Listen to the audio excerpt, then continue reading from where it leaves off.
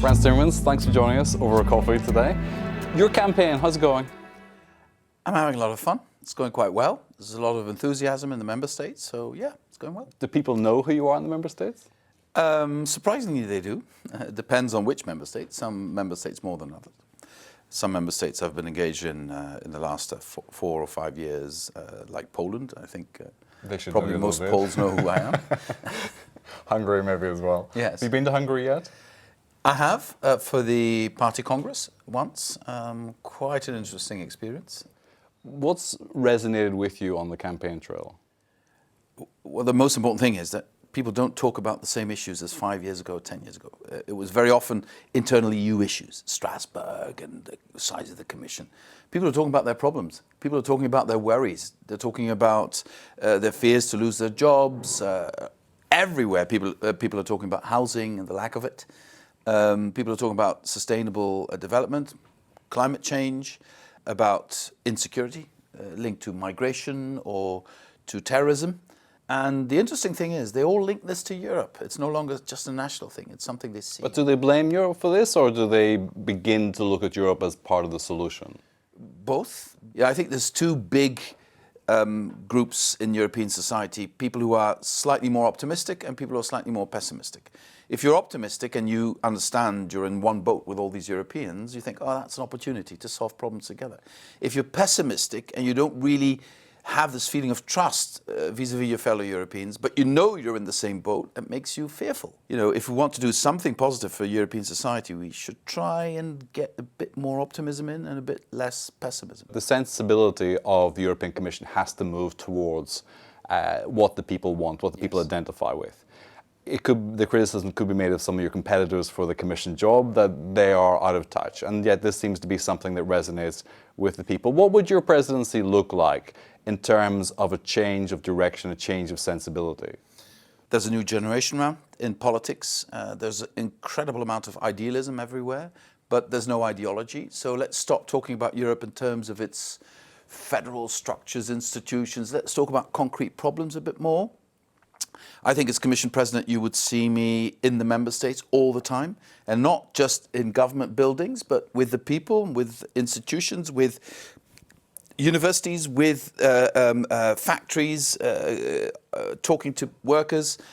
I think we need to be out there more and then derive from that concrete issues. You know, because if you start talking about climate change or the environment, very often people have the feeling, yeah, what can I do? I mean, it's too big. But if you translate that in concrete measures with plastics, be like, oh, yeah, I can do that. That's something we can do. We can go to a beach a day and clean it up. Or yeah, we can tell our children, or our children will tell us, don't use plastic straws anymore.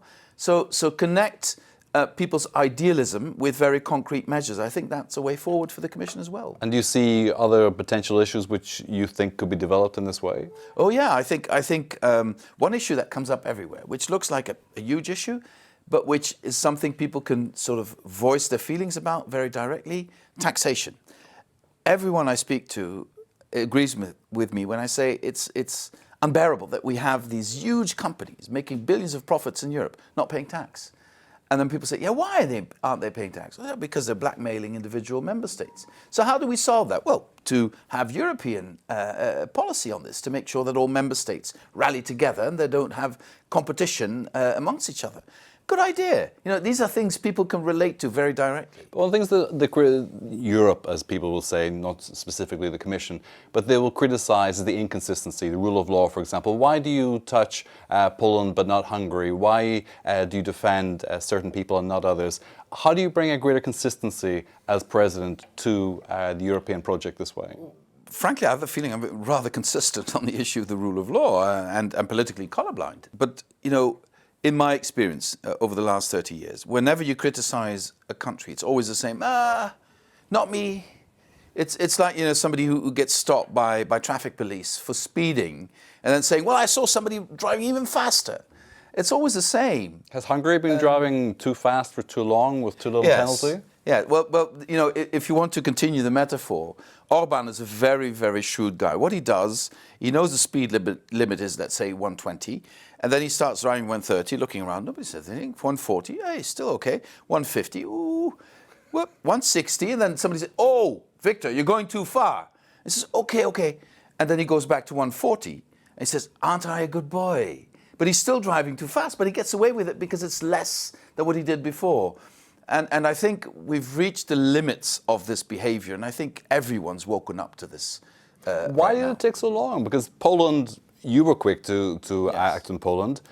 One could say that they didn't belong to the EPP, didn't belong to the S&D. Orban belonged to the EPP, and the political pressure inside the Commission must have been intense for you to ease off on this. Honestly, the tension is big on all issues, and that's not party political. That's simply people saying, can we do this? Should we do this? What are the ramifications if we do this? Will member states support us? Because that's the big fear, that the Commission is then on its own with these things. But I haven't really felt this along party political lines. But the thing is, what he does very cleverly, he has very good lawyers, and they always go right beyond the limit on individual issues. And given the instruments we have as Commission, we need to look at the individual issues and then intervene when we think he's going too far. But recently, in the last 3-4 years, we've also taken a different approach and saying, look at the cumulative effect of all these small steps. You know, could this not be foreseen? The reflection paper on democracy should have come earlier as well? Because this is a criticism I hear of the Commission. I think that's a bit unfair, because we did wait for Parliament to come out with a position. We did now also the councillors working on a position, what member states could do better. And the Commission has been very active, concretely, in concrete cases. So I think now that the paper is out, we wait for the reactions from all stakeholders, and then we will come up with concrete proposals in June. Okay, migration, it hasn't gone away. It's likely to come back with some force in the future as well. Your Commission, you as President, how would you redirect this and learn from the mistakes of the last 5 years? The reason why we're here, where we are now, the reason why some of these more extreme right-wing forces have grown is because in 2015, 2016, the feeling was, for good reasons, that this was out of control, that we were not masters of the problem. And it took us a while to become masters of the problem. Why did we become masters of the problem? Because member states knew they had to act. Now that we have the problem more or less under control, it's much easier, much less dangerous to make politics out of it. But did we just offshore the problem? Did we not just push it away from Europe's shores a little bit further? I don't think so. I think it is important that we continue to build structural relationship with the countries of origin, the countries of transit. I think it is important we continue to fight these criminal rings that do the smuggling. I think it's also important that we do a better job at protecting our external border. But all these steps, necessary steps, essential steps, will not amount to much if we don't also face the issue of internal European solidarity in case of a refugee crisis.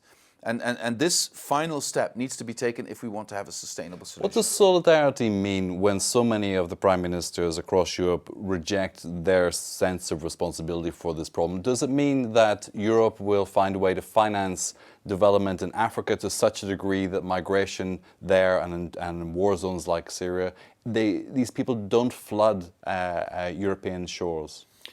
We need to do that anyway, whether there's solidarity in Europe or not.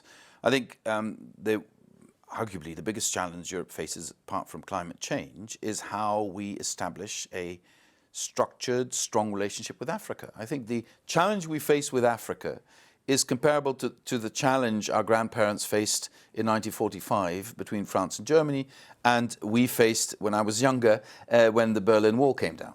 And yes, we made mistakes in these challenges. You always do. But if you look back from 1989 to 2019, if you imagine, if I remember very well, the risks we saw because of the end of the European divide, the conflicts we feared, then it's been a tremendous success, even though we now have some backlashes and some problems, but compared with what could have happened. Had we not done this, Putin would be creating havoc in Poland and not in Ukraine. So I think this is of extreme importance. And I think the challenge we face with Africa is of the same dimension. The sad thing is we haven't really woken up to that reality. But if we do in the next couple of years, I think we can jointly find a solution. Because interestingly enough, what is seen as one of Europe's biggest challenges, demographic decline, is seen sort of in a mirrored way, in Africa, demographic explosion is seen as a challenge. And how can we turn demographic decline into an opportunity for Europe? And this coming of a young generation of Africans. During the European elections as an issue, is it? No, it's not. But I think, the thing is, first of all, people aren't stupid. They can understand complex issues, and they want us not to treat them as though they're too stupid to understand them. Secondly, we're also talking about the long-term issue, and this is a long-term issue. The development of Africa is a long-term issue, and it's very simple. If young Africans who finally get a decent education, who are healthier than ever before, if they see they don't get opportunities in their own countries, they will go and look for opportunities elsewhere, and that's in no one's interest. Okay. We see China much more present in Africa as well. We pressure from Russia on multiple fronts, including against Western democracies. What keeps you awake at night, China or Russia? I think strategically China is the much bigger challenge, just in the numbers, the size of the economy, size of the population. In Europe, we tend to forget that the Russian population is 142 million? If even. If even.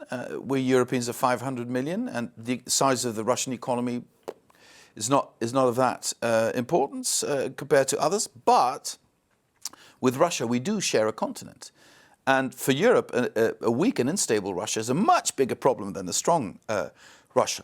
So we have a vested interest in trying to find a strategic relationship with Russia, but not on the basis of Russian arm twisting, but on the basis of well understood common interests.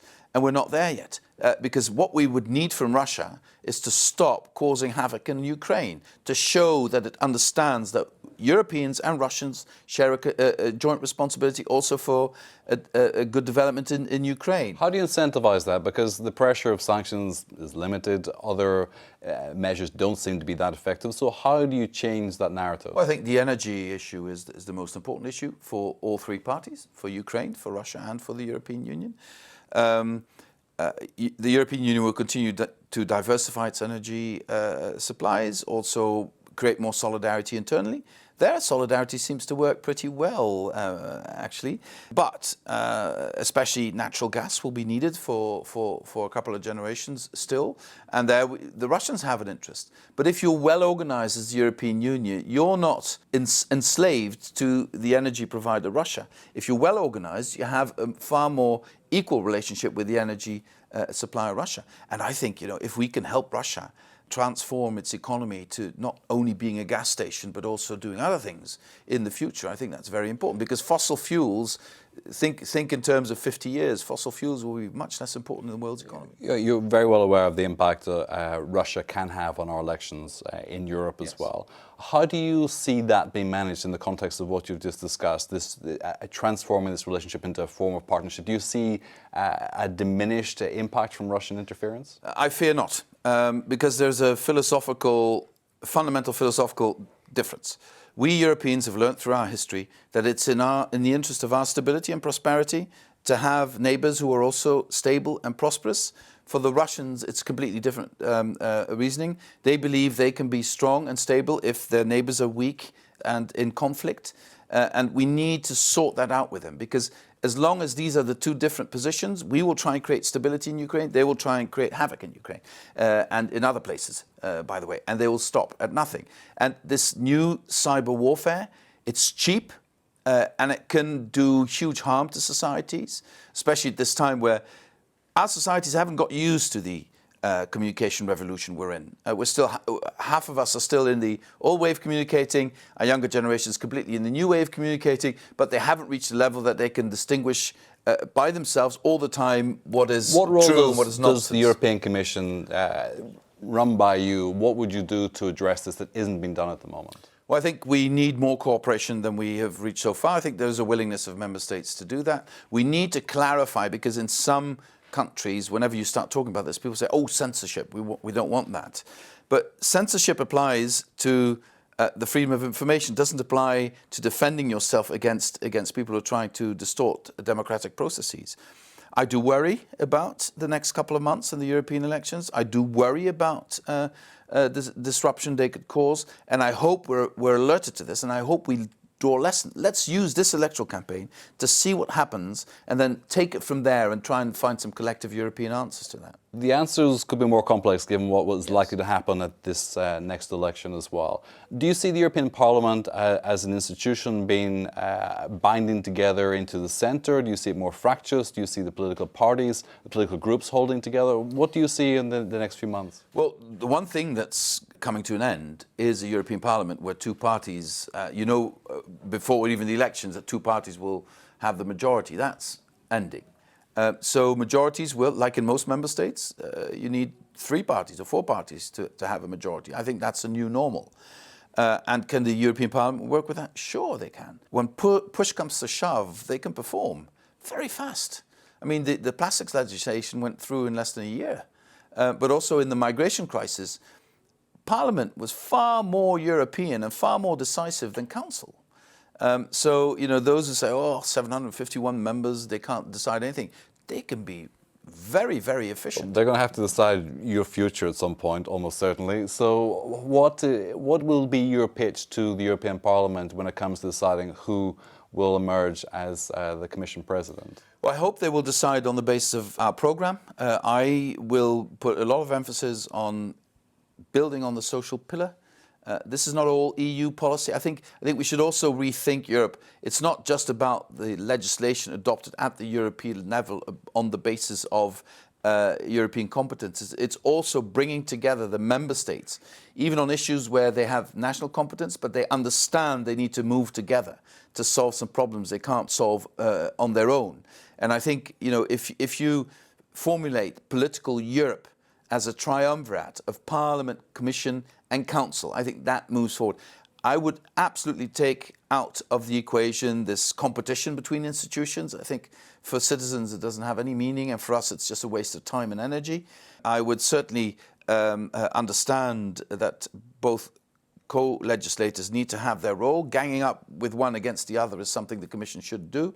And I do believe that in communication we can do a better job than we've done before, but we need the member states and their leaders for that as well. What's the big vision, though? Because you're competing probably with Manfred Weber, and there's a reasonable chance that both of you would be in the position for the presidency after this. What will be your selling points? How would you differentiate yourself from him? Because Manfred Weber, to be fair, could have said exactly what you said right now.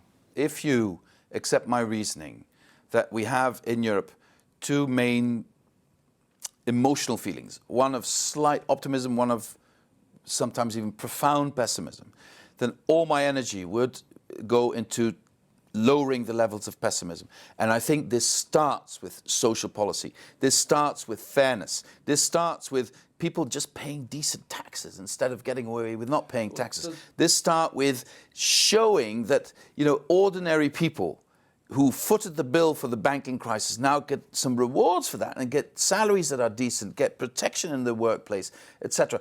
I would start with social sustainability, and that distinguishes me quite clearly from Manfred Weber, I think. Are you encouraged then that Macron is closer now to the Portuguese Socialist Party and also to Sanchez in Spain, and that the Liberal alliance that was much feted in recent months seems to be diminishing, but the Socialist Progressive alliance that Macron seems to be building across Europe is strengthening? I really don't know where he is actually on this. I think he's trying to keep all of us in the dark until after the elections. I think he also made some serious mistakes in terms of, if you believe in my idea of social justice, then if you want people to accept your idea that you need to transform society in a sustainable society, you don't start by lowering the taxes for rich people. You start by showing that the share of this burden will be equally divided on the basis of how much you can carry. And there we have, this is I admire him for his pro-European stance, but I have some serious differences with his economic policy. He has shown his capacity to listen and to change tack according to that. Yes. And that change of direction would be in your direction, not Manfred Weber, as it would seem.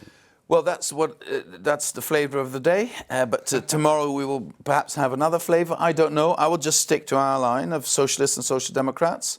And if that's attractive, my goal is to build a progressive coalition in the European Parliament. And for us, that's easy. I think for the Greens that's easy. I think to some extent for parts of GUE, for the United European Left, that might be easy. And I think for parts of the Liberals that might be an attractive proposition. But we're all big tents, but the Liberal tent is really the most stretched tent on the left-right axis. So that also Emmanuel Macron will have to make up his mind where he stands on this. Frans Timmermans, thank you. My pleasure.